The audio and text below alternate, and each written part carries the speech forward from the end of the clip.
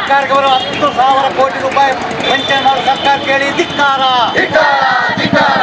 ನಾವು ಕೂಡ ಸಾಲ ಸೂಲ ಮಾಡಿ 1 ಎಕರೆ 2 ಲಕ್ಷ ರೂಪಾಯಿ ಕೊಡ್ತೀವಿ ಅಂತ ಇದು ಕೊಡೋಕ್ಕೆ ಸಾಧ್ಯನಾ?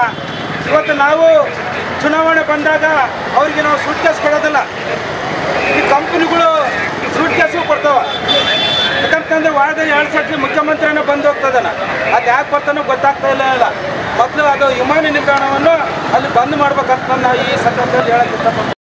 ಗುರೇಕೊಪ್ಪ ಮತ್ತು ಮುಸ್ನಾಕ್ನಹಳ್ಳಿ ಭಾಗದಲ್ಲಿ 72-73ರಲ್ಲಿ ಭೂಮಿಯನ್ನು ಕೇವಲ 500-600 ರೂಪಾಯಿಗೆ ವಶಪಡಿಸ್ಕೊಂಡಿರುವ ಸರ್ಕಾರ ಅದನ್ನು ಬಾಡಿಗೆ ಮುಖಾಂತರ ಲೀಸ್ ಮುಖಾಂತರ ಜಿಂದಾಲ್ ಕಂಪ್ನಿಗೆ ಕೊಟ್ಟಿತ್ತು.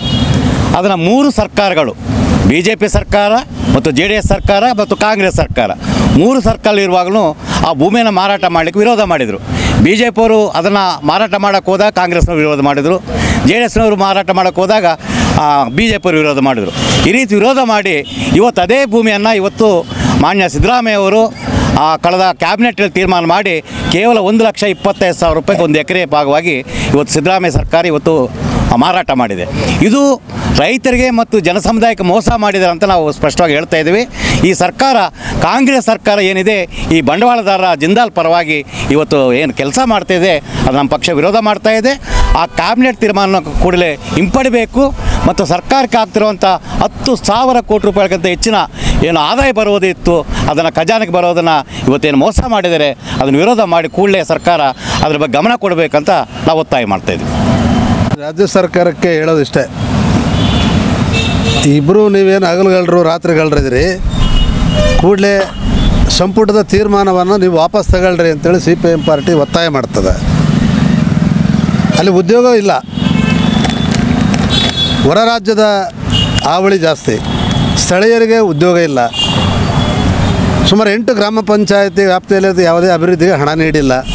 ಇಷ್ಟಿರಬೇಕಾದ್ರೆ ಕೆಲವು ಲೋಕಸಭಾ ಸದಸ್ಯರು ಆಗಿರ್ತಕ್ಕಂಥ ಕೊಂಡಯ್ಯಂಥವರು ಅವರಿಗೆ ಬ್ಯಾಟಿಂಗ್ ಮಾಡ್ತಾರೆ ಜಿಂದಾಲ್ ಪರವಾಗಿ ಅಂದರೆ ಯೋಚನೆ ಮಾಡಬೇಕು.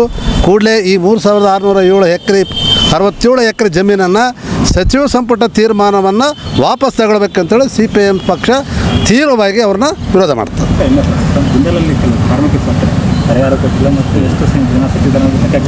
ನೋಡಿ, ಈಗ ಜಿಂದಾಲಲ್ಲಿ ವಾರಕ್ಕೆ 4 ಜನ 5 ಜನ ಸಾಯ್ತಾ ಇದ್ದಾರೆ, ಅದು ಸುರಕ್ಷತೆ ಇಲ್ಲ. ಕೊಂಡಯ್ಯಂಥವ್ರಿಗೆ ಇದು ಅರಿವು ಹೋಗ್ಬೇಕು, ರಾಜ್ಯ ಸರ್ಕಾರಕ್ಕೆ ಅರಿವು ಹೋಗ್ಬೇಕಿದು. ಅವ್ರಿಗೆ ಪರಿಹಾರ ಕೊಟ್ಟಿಲ್ಲ. ಇವತ್ತಿಗೂ ಕೂಡ ಇವತ್ತು ಸತ್ತಿರ್ತಕ್ಕಂಥ ಹಲವಾರು ಹೋರಾಟಗಳೆಲ್ಲ ಮಾಡಿದ್ದೀವಿ, ಇವತ್ತಿಗೂ ಅವ್ರು ಪರಿಹಾರ ಸಿಕ್ಕಿಲ್ಲ. ಏನು ಹೇಳಿದ್ರೆ ಬ್ರೋಕರ್ಗಳೆಲ್ಲ ಮಧ್ಯಸ್ಥಿಕೆ ಮಾಡಿ ನಿಜವಾದಂಥ ಯಾರು ಸತ್ತಿದ್ದಾರೆ ಇವತ್ತಿಗೂ ಪರಿಹಾರ ಕೊಡೋಕ್ಕೆ ಅವರು ಸಾಧ್ಯತೆ ಆಗಿಲ್ಲ. ಹಂಗಾಗಿನೇ ಈ ಒಂದು ಸಮಗ್ರವಾದಂಥ ತನಿಖೆ ಆಗಬೇಕು ಅನ್ನೋದು ನಮ್ಮ ಒತ್ತಾಯ ಇದೆ. ಈ ಸಾವಿನ ಪ್ರಕರಣ ಇರೋದವಲ್ಲ, ಒಂದು ಸಮಗ್ರ ತನಿಖೆಗೆ ಆಗಬೇಕು ಅಂತೇಳಿ ಪಾರ್ಟಿ ಕೂಡ ಈಗಲ್ಲ ಪ್ರತಿಭಟನೆ ಮಾಡಿದೆ. ಹೊರಗೂ ಒಳಗೂ 2 ಕಡೆ ಪ್ರತಿಭಟನೆ ಮಾಡಿದ್ದೀವಿ, ಮುಂದಿನ ಮಾಡ್ತೀವಿ. ಬಳ್ಳಾರಿಯ ನಿರಂತರ ಸುದ್ದಿಗಾಗಿ ಬಳ್ಳಾರಿ ಬೆಳಗಾಯಿತು ಚಾನೆಲ್ನ ಸಬ್ಸ್ಕ್ರೈಬ್ ಮಾಡಿ ಹಾಗೂ ಬೆಲ್ ಐಕಾನ್ ಒತ್ತಿ.